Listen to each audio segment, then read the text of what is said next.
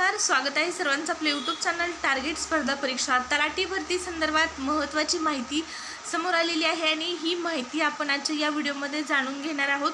पेशा भरती संदर्भात देखील माहिती आहे, त्यासाठी व्हिडिओ जो आहे तो शेवटपर्यंत पाहायचा आहे। तुम्हाला चॅनलवर नवीन आला असाल, पहिल्यांदाच व्हिडिओ जर पाहत असाल तर चॅनल सबस्क्राइब करून ठेवा। स्पर्धा परीक्षेच्या नवीन अपडेट तुम्हाला रोज चॅनलवर आपल्या पाहण्यास मिळतील, तसेच भरतीच्या नवनवीन जाहिराती देखील तुम्हाला चॅनलवर रोज पाहण्यास मिळतील। सुरुवात करूया व्हिडिओला। अपडेट जाणून घेण्यापूर्वी जिल्हा परिषदेच्या ज्या एक्झाम राहिलेल्या आहेत या एक्झामसाठी तुम्हाला के सागर पब्लिकेशन यांचं पुस्तक जर तुमच्याकडे नसेल तर तुम्ही खरेदी करा। IBPS स्पेशल हे पुस्तक आहे, जिल्हा परिषद भरती परीक्षा संपूर्ण मार्गदर्शन। एकाच पुस्तकाच्या मदतीने तुमची मराठी, इंग्रजी, बुद्धिमापन चाचणी, अंकगणित, सामान्य ज्ञान या सर्व विषयाची परिपूर्ण अशा प्रकारची तयारी होणार आहे। ग्रामसेवक, आरोग्य सेवक या पदाच्या ज्या परीक्षा राहिलेल्या आहेत या परीक्षांसाठी खूप उपयुक्त अशा प्रकारचं हे पुस्तक आहे, त्यामुळे नक्कीच तुम्ही खरेदी करा। येणाऱ्या लेखीसाठी उपयोग होईल या पुस्तकाचा। हे पुस्तक तुम्हाला घर बसल्या मिळणार आहे। ऑनलाईन खरेदीची लिंक व्हिडिओच्या डिस्क्रिप्शन बॉक्समध्ये आहे, कुठेही जाण्याची गरज नाही। घर बसल्या हे पुस्तक मागवा आणि लवकरात लवकर तुमचा अभ्यास सुरू करा। झडपीच्या ज्या एक्झाम आहेत त्या काही दिवसांमध्येच होणार आहेत।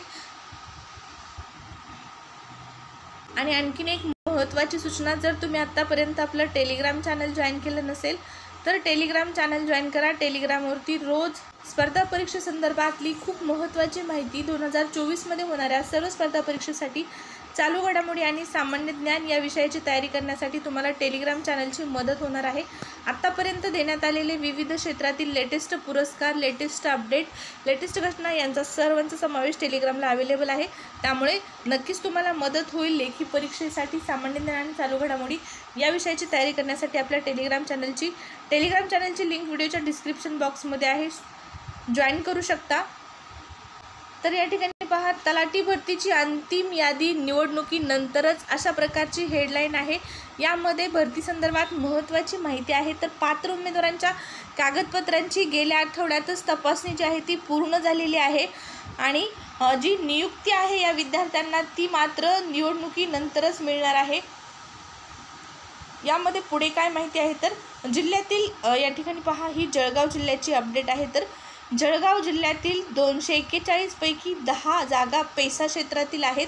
या पेसा क्षेत्रातील जागा वगळता अन्य 231 पदांसाठी पात्र उमेदवारांच्या कागदपत्रांची तपासणी गेल्या आठवड्यातच पूर्ण झाली आहे। मात्र निवड झालेल्या उमेदवारांची यादीला लोकसभा निवडणुकीची आचारसंहिता आडवी आली आहे आणि त्यामुळे निवड झालेल्या उमेदवारांची अंतिम निवड यादी आचारसंहिता उठल्यावरच जाहीर करण्यात येणार आहे। कागदपत्रे पडताळणीसाठी प्रशासनाने गुणवत्ता व प्रतीक्षा यादी प्रसिद्ध केली होती। सुरुवातीला गुणवत्ता यादीतील उमेदवारांच्या कागदपत्रांची तपासणी करण्यात आली, त्यानंतर पडताळणीसाठी अनुपस्थित राहिलेल्या विद्यार्थ्यांशी संपर्क साधण्यात आला। त्यातील बहुतांश उमेदवार अन्यथा या ठिकाणी पहा, जे बहुतांश उमेदवार होते ते इतर ठिकाणी सेवेत दाखल झाले आहेत, त्यामुळे त्यांनी या भरती प्रक्रियेला पाठ दाखवली। त्यानंतरच प्रतीक्षा यादीतील उमेदवारांना संधी देण्यात आली, तीही प्रक्रिया पार पडली आहे। काही उमेदवारांनी अपील दाखल केले होते, त्यावरही सुनावणी झाली आहे, तर अपिलावर जिल्हाधिकारी सुनावणी करणार आहेत। दरम्यान निवडपात्र उमेदवारांची यादी प्रशासकीय पातळीवर पूर्ण झाली आहे। ही यादी जाहीर करून संबंधित उमेदवाराला नियुक्तीपत्रे देण्यासंदर्भात निवडणूक आयोगाची भूमिका जाणून घेण्यात आली। त्यानुसार आचारसंहिता उठल्यानंतरच पात्र उमेदवारांना नियुक्तीपत्रे देण्यात येणार असल्याची माहिती मिळालेली आहे। आणि पेसा न्यायप्रविष्ट राज्यात आदिवासींची संख्या मोठ्या प्रमाणात आहे। धुळे, नंदुरबार, जळगाव, नाशिक, नागपूर, अमरावती आणि यवतमाळ या जिल्ह्यांमध्ये अधिक आहे, त्यामुळे या जिल्ह्यातील पेसा क्षेत्रातील सुमारे 574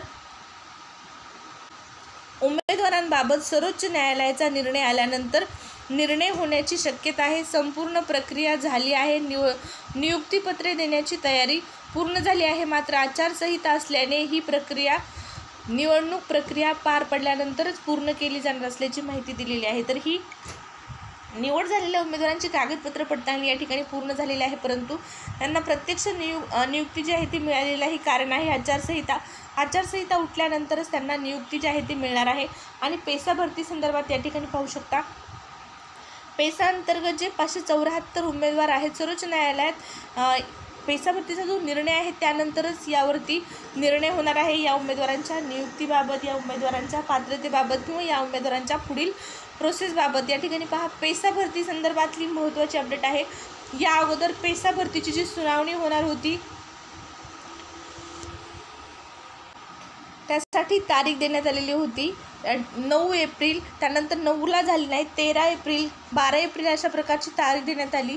परंतु आता पेसा भरती संदर्भात एक नवीन तारीख आलेली आहे, ती म्हणजे 23 एप्रिलला पेसा अंतर्गत प्रक्रियेवरती किंवा पेसा अंतर्गत भरतीवरती निर्णय होणार आहे, न्यायालयामध्ये सुनावणी होणार आहे आणि त्यानंतरच पेसा अंतर्गत भरती प्रक्रियेवर महत्त्वपूर्ण निर्णय झाल्याच्या नंतरच विद्यार्थ्यांचं जे भवितव्य असणार आहे ते ठरणार आहे।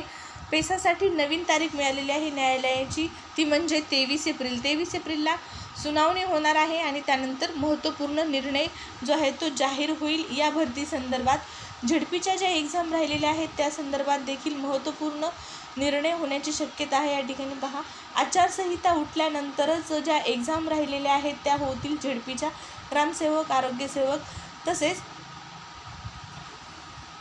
वनरक्षकचे जे निकाल पेंडिंग आहेत ते सर्वांवरच जो पेसाचा मुद्दा आहे तो या ठिकाणी आपल्याला पाहण्यास मिळत आहे की त्यामुळेच ह्या सर्व भरती प्रक्रिया रखडलेल्या आहेत आणि यावरती 23 एप्रिलला सुनावणी झाल्याच्या नंतर न्यायालयामध्ये मगच पुढील जी प्रोसेस आहे या सर्व रखडलेल्या भरतींसाठी